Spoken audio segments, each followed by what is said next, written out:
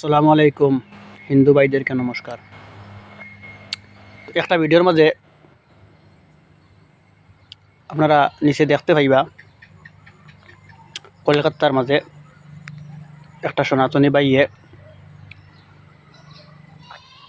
Election শেষ হওয়ার পরেও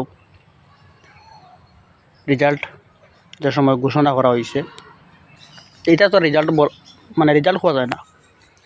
আমি একজন এটারে রেজাল্ট মনে করি না। যাই হোক, তার অশ্লীল ভাষা আচরণ যেগুলো দেখতে পাইতিরা, মূল কথা হয়েছে গিয়া ও যে হে দেখছেন যে খরের যেন অক্সাইন লগে মেইন ইস্যু, অন্য আর কিচ্ছু না। হিন্দু মুসলিম গরু আর হতা এটা কিচ্ছু না। ও যে হে দেখছেন খরের যেন ও অক্সাইন হয়েছে কি মেইন ইস্যু। আর ও অক্সাইন দিয়া কোনটাও করতে পারছে না। অবশেষে ও যে রাহুল গান্ধী দেখান হয় ওখান ইউজ করতে লাগছে।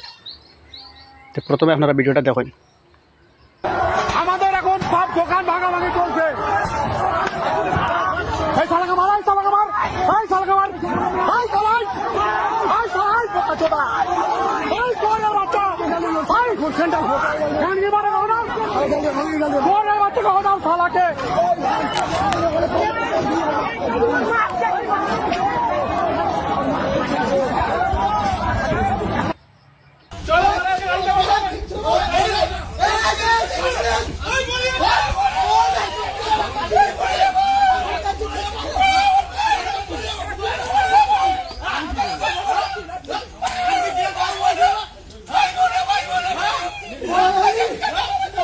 তো আপনারা দেখতে পাইছেন এই যে কুকর্ম যেগুলা তারার চলের, ওটাও তো লগে মেইন রাজনীতি তারার। কিন্তু জানিয়ে রাখিও, যেই দিন আটিতে পথ দেখতায় নাই, খাওয়ার বস্তু পাইতায় নাই, 10 টাকার জিনিস 100 টাকা দিয়ে লইয়া এখনও খারায়, আর তখন খাইবা 300 টাকা দিয়া। সেই দিন হইবা বিলে আমরা আর চাইতে বুকা আর খেয়ে আসলো না ভারতের মাঝে।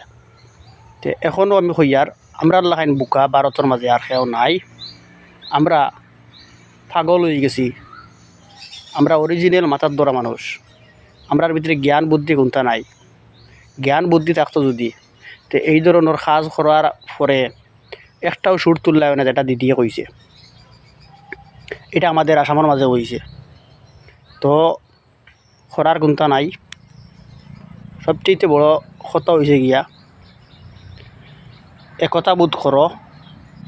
যতদিন পর্যন্ত একতা বোধ হইব, একতা কর্তায় নাই, ওইভাবে চলব।